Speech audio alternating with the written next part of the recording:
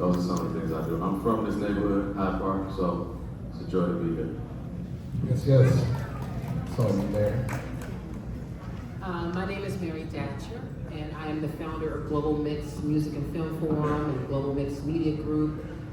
Currently, I'm the Vice President of Communications for a full-service public affairs firm called APS and Associates, and I want to give a shout out to Troy for inviting me to be here, and I'm so proud of what he has accomplished here and just bringing all of you all out, because I know how hard that effort is, especially in our hometown of Chicago. My journey started when I was 15, and I started actually in junior achievement. I'm a West Side native. West Side. And I have love for the South Side. I'm a South Side resident now. But I started there and working at WGCI and kind of like transitioned into doing an internship there, which really allowed me to see what I wanted to do in life. When everyone else was pretty much trying to decide what they wanted to do, what their major was in college, I knew that I wanted to be in the music industry. How did that look? I wanted to be in programming. I didn't want to be on the air. I wanted to be a programmer because I had some of the best people in the game to teach me and show me the options out there. And at the time, we, growing up, especially on the West Side, you didn't have a lot of your role models, not at least the ones that you want to admit that they were role models. And I had some beautiful role models, from record company executives who would come up there begging for their music to be played, to distribution company, branch managers. We had the first Black branch manager in the entire country, Ben Sheets, who was the person that ran all the labels underneath Universal Music Distribution. He was probably one of my first bosses in the business. And from there, I decided to run my own street marketing company. One of the first Black women in the country to do that at the age of 19. And so, just like my man here, he was talking about him really breaking barriers in London and being that point person to introduce so much of Black American music to London. I was one of the first to introduce hip hop on a commercial level and college level to Chicago. So a lot of what you hear, I'm not talking about underground, I'm not talking about B-boy, B-girl, I'm talking about Wu-Tang Clan's first 2 joints. I'm talking about the Roots' first 2 albums. I'm talking about Erykah Badu's beginning, on and on. That was me breaking that. The streets are so important, and DJs are even more important in terms of understanding organically how music grew. And part of that was me working house music, because I was a club kid, and I knew the power of that, and I turned that into a business. And from that point on, I turned what I knew from the streets, working with 300 plus record companies, into working with corporate companies to understand the dichotomy of Black youth. And that took me to working with Nike and M&M Mars and Coca-Cola and Target and HBO and Gentle Hair Treatment to the Diageo, and working a lot with, the tobacco brands and then the anti-tobacco brands, and the list went on. The blurred lines is that all that I've done on the music industry side has prepared me to not only produce major events around the country and here, but it also prepared me to be one of the leading Black journalists in the country and managing editor of the Chicago Defender. That led me to understanding the political realm, which my dad pretty much brought me in on, but I hated it, because I hated what Chicago politics looked like growing up. But I found myself in it all over again. And that led me to being more politically savvy and doing a lot more political campaigning for very different clients. That initially led me to being the district director for Congressman Bobby Rush, and then helping to transition Congressman Jonathan Jackson in his new seat. And from that point on, last May, I became a VP of one of the leading Black women-led firms in the Midwest. And we have some amazing clients, from Governor Pritzker to Brandon Johnson to Bally's to the Chicago Bears to the Instacart. You name it, we have some of the leading brands. And I'm right now leading the charge on overseeing the Chicago Vendor and Talent Pop-Up and podcasts and some of the media for the Democratic National Convention. So those are the blurred lines. that we are going to discuss, that transition phase, that reinvention, that redetermination, that redefining line that allows you to not be stuck in one particular lane. Yes, I love that. Thank you for that, Mary. Thank you to the panel. So, again, we're up here with a group of multi-hyphenates. You heard all of the things that they do. So this question is for the entire panel. What is the one skill that has allowed you to navigate through everything that you've been able to do? And we can start with Mary. Say that again? The one skill that has allowed you to navigate from the music industry to politics. Not showing your weakness. And I say that as a woman, because so often we are automatically assumed to be weak because we are naturally maternal, naturally nurturing, and sometimes people take the mistake that for naturally weak, and that's not the case. If anything, we are the black man's best kept secret. I agree with that. Clap it up for that. So open it up to the rest of the panel. What is the one skill that you have that's allowed you to navigate through everything that you do?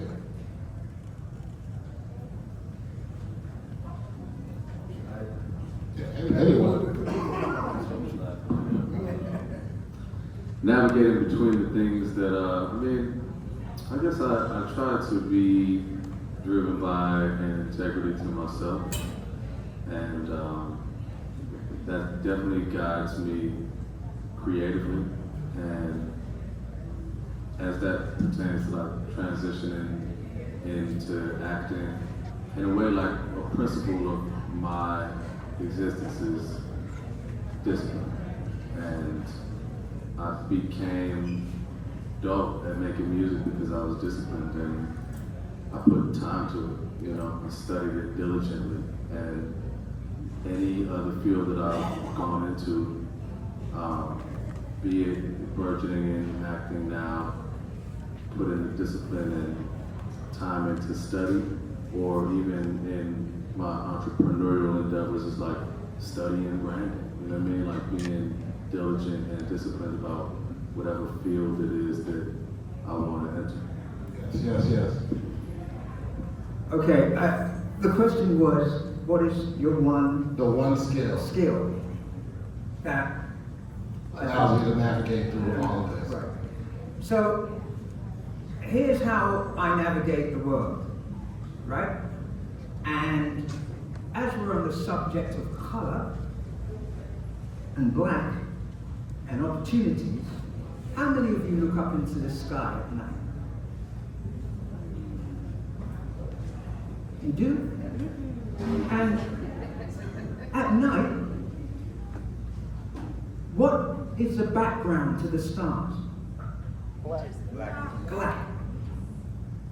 And that blackness is something called dark matter, an energy that we cannot even tell what it is. And that's like the power of your creativity. Yes. And so the one skill I have is that's why I'm building a spaceship right now. And I make TV shows, and I make films. Hold on.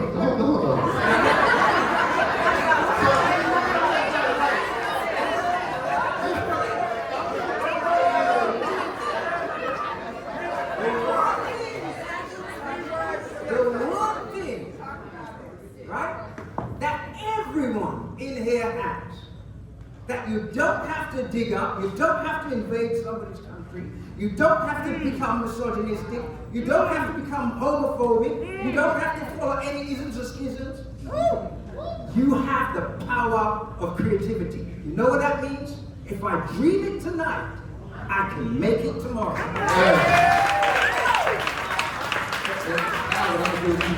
But before we get to Alan, because I'm only an hour too, but this brother just said he's building a what? A spaceship. What? One more time? A spaceship. Man, come on, Alan, it's on you, brother. We got through Rolls Royce, right? I would have to say the thing that helps me navigate is gratitude. I was born January 18th, 1959 in a little town called Kinston. Kinston was the main seat of Lanier County. Until my father came back from D.C., because he went to D.C. to get a job and pick my mom and I. We lived in a little town called Hookerton. Hookerton had 2 stoplights. You know why? Because the guy didn't want to bring the other one back. He said, just keep it as a spare. So we stayed at my Uncle Aaron's house, and then we went to my Aunt Mac's house. And the difference was, I didn't have to go outside to use the bathroom at my Aunt Mac's house. So I've been from the outhouse to the White House. And so, I just have to say, the toilet paper was a little better at the White House. But it's just the gratitude to be able to be here, to be someone like Troy who's doing something. I've had the good fortune of being around some of the most creative people, some of the most giving people, and unfortunately with that, you also get to meet people who pass away before everybody knows their gift. Yeah. But yeah, gratitude. I just live in gratitude.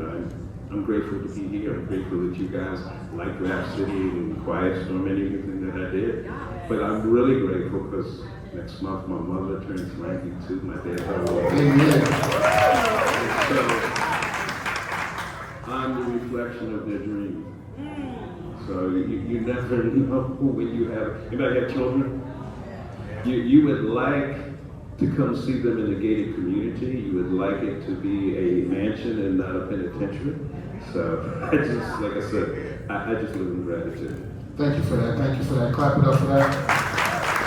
That touches everyone in the world. That's what hip hop did. Its stories were universal. Soul music was from the soul. Romance was from the soul. We were crying out where others wouldn't. We were singing the songs of freedom where others didn't. We were moving the needle and they were taking our intellectual property rights. So unless you know that's how the world sees you, you cannot gain an advantage. The global creative industries is worth $2.5 trillion. Think about that. $2.5 trillion. And if I told you how much of that we generate, you'd be horrified to know. It's a significant amount, but we benefit by less than 0.05%. But we generate a huge amount. So, because I knew how the world sees me, all the characteristics I can tell you about in the human factor, strategy, personality, building relationships, that should be something that is part of your toolbox. That's why I'm here meeting with Governor Patterson, because I'm building a relationship. I need an ambassador in the US, because as much as I've done in the US, and I wear Obama's presidential watch for my contributions to the entertainment business, none of you know who I am, but you know something I've done. Talk that talk.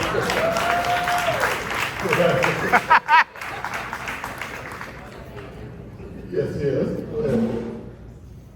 I would say something that I've learned in this journey is how to rely on faith. You know, they say if you have faith the size of a mustard seed, you can move a mountain from here into the ocean.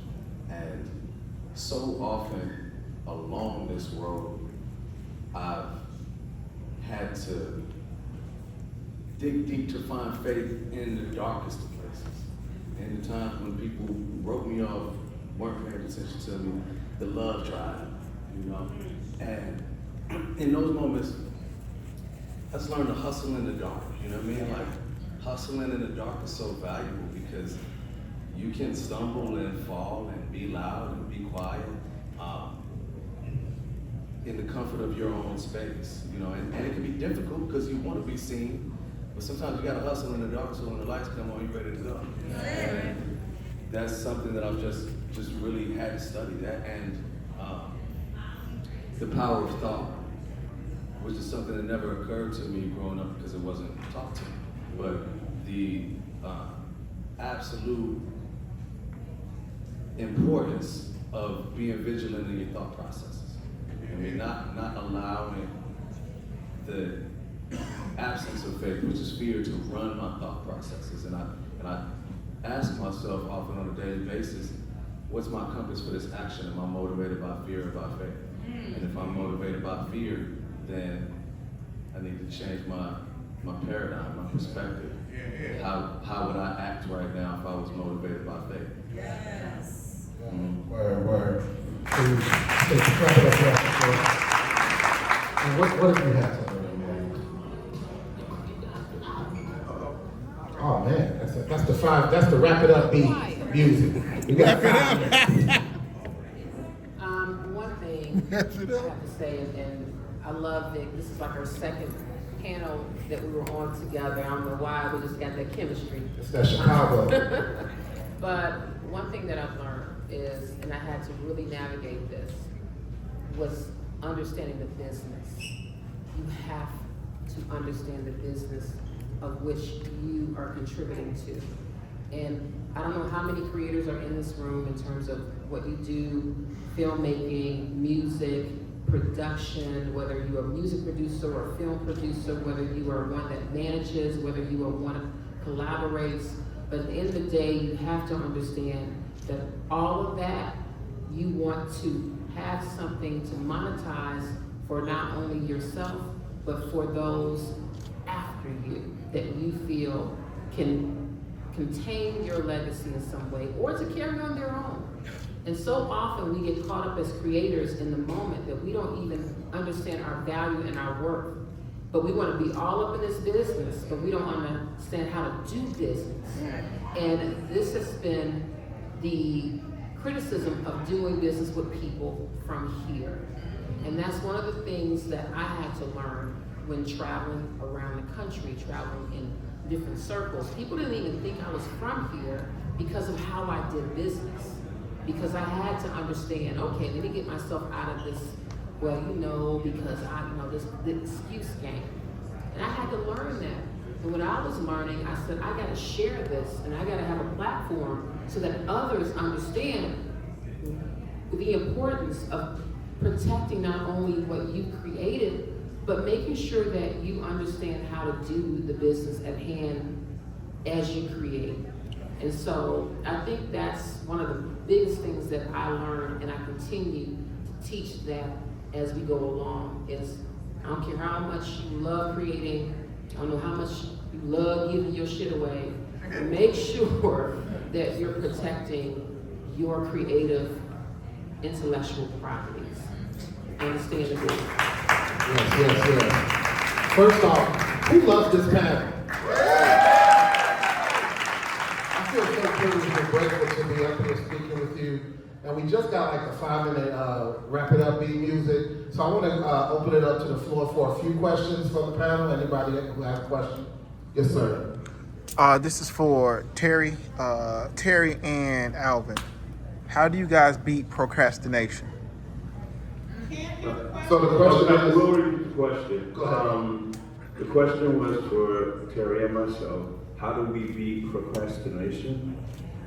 Once I figure that out, I'll let you know. Sometimes I'm like, I gotta do this, and sometimes I don't wanna do this. It's a battle. Sometimes you just wanna rest so that you can be creative. So think about the whole world creative. You're doing, you run out. Stop working. Why? Because you're no longer creative. So what do you want to do? Go out and play. Do pickleball, do some putt golf, just go out on a boat, do some recreation. So I would say if you find yourself procrastinating, do some recreation. Take a jog, do something, go get some ice cream, something that will pull you away. But yeah, I'm not gonna tell you this is what I do for procrastination. Procrastination is still, my butt's still sore, it kicks my butt every day. But I keep trying, hopefully if it kicks me in the butt, it'll push me forward. So once I know how to, Terry, This is on you. How do you be procrastinating? Come on, Terry. Tell me, brother. You know what? Everybody You know wanna know. what? Every day is a play day. Yay? Yay, yeah. This lady Yes. came to me today and she said, yay. And I said, yay day. Because every day for me is a play day. You know, if your hobby becomes your job, you don't sit on your backside. You get up and you do what is necessary, right? And if you're in this game, chase that $2.5 trillion, but not for the money, for the purpose. Because what will you do with the money when you get it? Now that we found money, Yes, yes. Thank you for that, Terry. let's pay a bill. You guys have another question? Buy some. I just had a question about music publishing and selling your music for commercials, soundtracks, etc., brands. So would you like to know how to license your music? Is that what you're speaking to? Or? No. I know how, but I'm just speaking on like your experiences with it. Maybe like, does anybody on the panel have that experience? Actually, I'm working with a conglomerate. That's one of the things we're doing. Because you saw Queen do a $1.2 billion deal, and Bruce Springsteen 500. And with Hypnotic, the gentleman working with Curtis was the one who did all of those deals. The person that I'm partnering with is kind of like the mentor to Merck. So you got these up here, but they're those $30 billion deals, $40 million deals. And so what we're putting together is a scenario where, number one, everybody has to be able to have their catalog evaluated. It's no difference than if you want to sell your house. One of the problems, I'm going to do a parallel with real estate, which is property to intellectual property. Say Big Mama has a house. She lived there forever, and the kids grew up, and so now that house, she passes a house worth $675,000. And so one person has no kids, one person has 3 kids, and one person is married. So everybody's trying to figure out what they're going to do with that money. Someone says, "I'll tell you what I'm going to do." Although the house is worth $750,000. Hey, the day's worth the 15th. By the 30th, I write you all a check for $600,000. People will take that. Somebody gonna buy them a Dodge Charger, but they don't know what the value of the property is. You got that problem with Prince. So what we're doing is say, hey, before you pass away and all this, let's evaluate your property, your intellectual property. Let's say either, hey, we will evaluate it. We're gonna go in and we're gonna work it, because a lot of these intellectual properties aren't being worked. One of the things about being here, that we're here, is that you guys have films.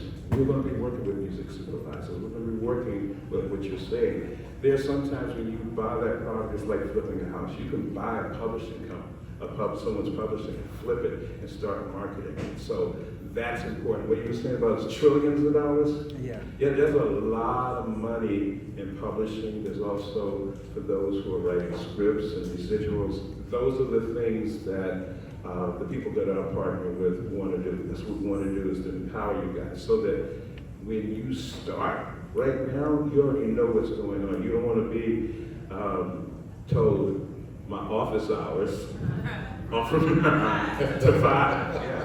Yes. So any more questions before we wrap it up? Yes, sir.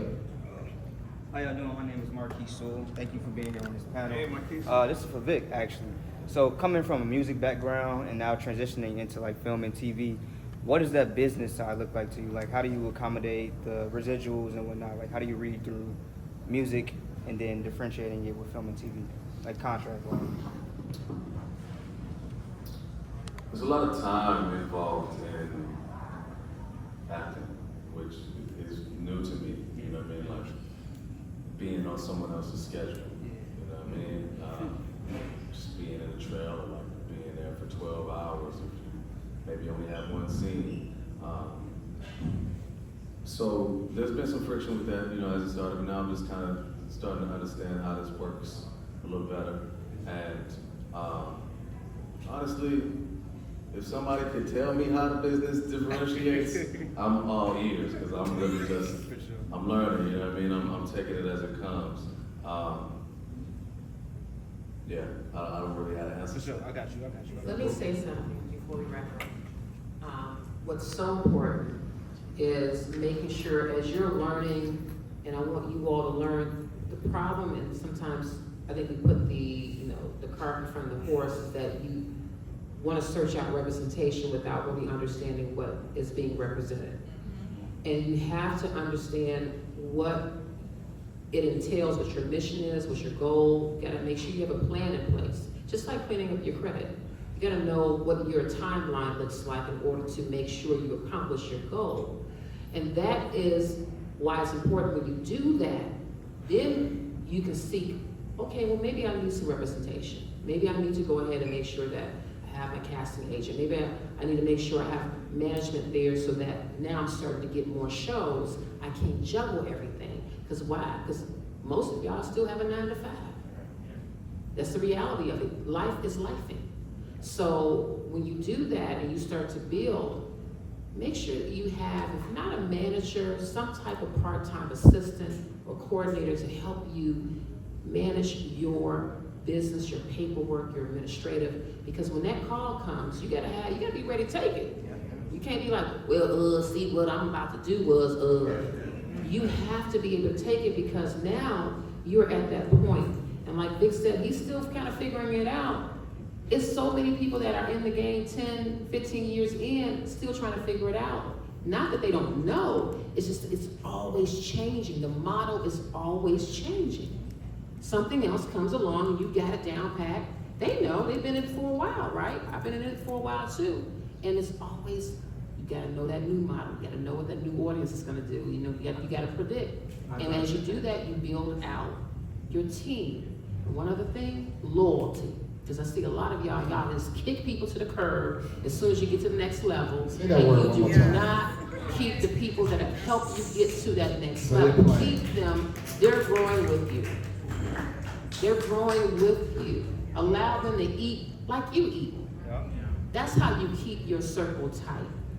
There are certain artists that I have to just give props to, I'm not gonna name drop, that has kept the same manager with them from day one. And they have been very successful at what they do because it's that trust and that loyalty that's there. He just said Clarence Avant. That went over y'all damn head. Clarence Avant. Yes. I remember, I worked some Solar record projects. Trust me. Clarence, loyalty. Loyalty. All day. So that's my 2 cents in a nickel. Did you want to add something, Terry? No, I wanted to just follow up on what Mary said and a little bit about what Vic said. Is Vic, I understand the darkness, right? I've had a near-death experience and I've come back to life. I lost everything and I got it back, right? But what I never lost in all of that experience in the afterlife was I never lost me. So don't lose yourself. Yes. And to answer that lady's question about how to get your music in film and television on TV ads, well, there's some of us sitting here that make them. We actually do call the shots. I don't think you realize this, because like I say, you don't know until you read, until you research, until you talk to each other, until you ask questions. And like Alvin said, until you play. One of the biggest companies in the world is Lego. Has anybody heard of Lego? Absolutely. The play bricks? Well, look at the Fortune 500. Ask any of them leading those companies, did they ever play with Lego? And you find that most of them did. Right? I worked with Lego and I met them. Okay, so that's the next thing. So let's make a deal. I've got a stand out there on the Luster stand, because they're my sponsors. I've got to get them props. But you can take the QR code, you'll find it. But the most important thing is, like Mary said, and maybe even chat with Mary about how you prepare yourselves to come to somebody like me.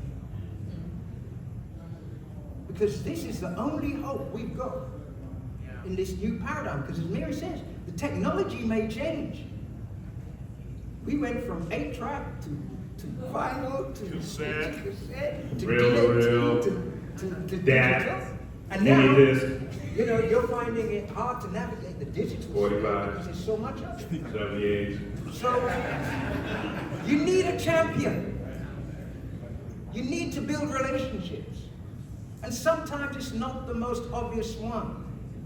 Because you look to the stars, but it's the wrong stars you're looking at.